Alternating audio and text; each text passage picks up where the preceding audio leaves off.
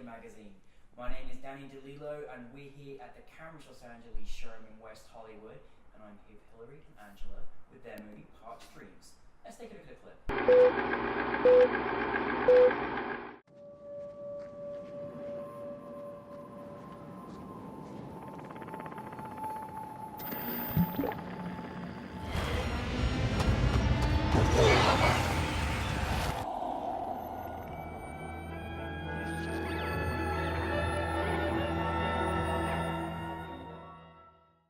Thank you so much for coming in today, and congratulations on your film Parched Dreams. For those that haven't seen it, tell us a brief synopsis of your film. Parched Dreams is an acid western, low fantasy horror. Amazing. I think that's the best synopsis, and then when you see it, it's exactly spot on. It's brilliant. Where did the inspiration come for making this film?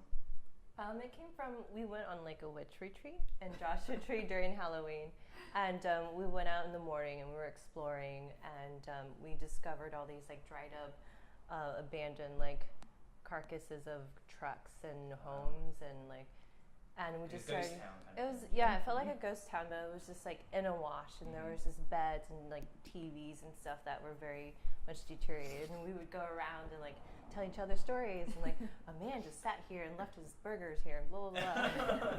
It was very fun, and we ended up throwing a broom in a tree and took a photo of it, went back to the rest of the witches and said that there was a broom in the tree. Wow. And we just went off on that, and they bought it. I mean, we don't tell them. But A witch drunk driving, basically. Yeah, it was super fun. So we promised each other that we were going to go back as soon as possible and start filming these things. That's amazing. We went back 2 months later. So inspiration came from a witch retreat at Halloween. That's phenomenal. I love that. I love that you did that, and then you just went back there and just kind of discovered this film, which is brilliant. Obviously, actually writing the script, there's so many different analogies and different things that you had in there, and I have to watch it a few times to almost capture something more. So what was it like? What was your experience like when writing the script? We definitely spent a bunch of time before we went out there talking about what kind of things we like to see, what themes, spooky films, or what monsters, or what inner conflicts that we appreciated in characters. Yeah. And we came up with some base ideas, but then when we went out to Joshua Tree and we came upon these abandoned houses or giant piles of broken glass, we would write the story around that, but we already had themes in mind. Yeah. Again, you obviously have a great cast, which is really good, and really fascinating characters. How is it? What was the experience like bringing the cast together? Well, it was. We were in the desert, and there's nobody else out there but us. So it was the three of us, and we agreed to make this as much of a passion project, true collaboration, and coming up with story ideas on the spot. Actually, I mean, we worked through it with the themes and whatnot, but we threw each other in front of the camera. Someone else shoots, someone else is dealing with costumes, so we're doing everything together. Everything, but we just didn't want to deal with having all these extra people, and none of us consider ourselves actors. None of us wanted to be in front of the camera. Yeah.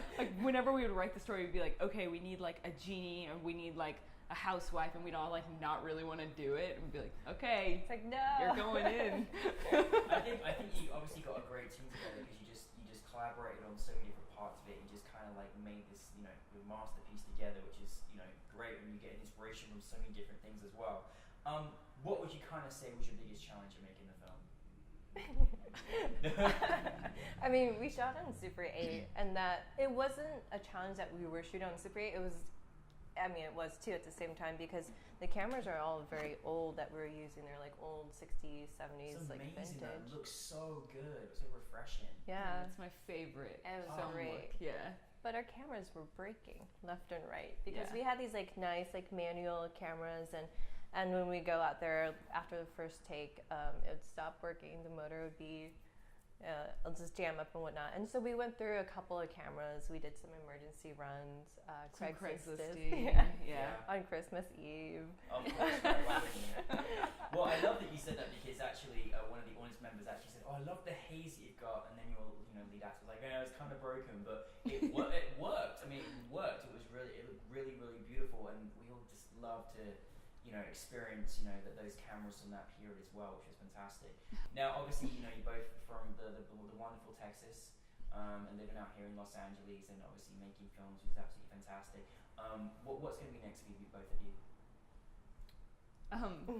I have a twin sister who did the animations and titles on Parch Dreams, and she and I have been writing some scripts, and we were in a lab earlier this year, Shutter Labs, for a horror script that we wrote, which is now actualizing a little bit. It looks like we'll be making that feature sometime next year.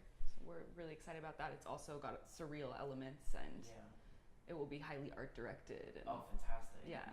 We're really excited about that. Yeah, we want to see that. That's brilliant. and twin sister talent there going on as well in the filmmaking industry. And how about for you?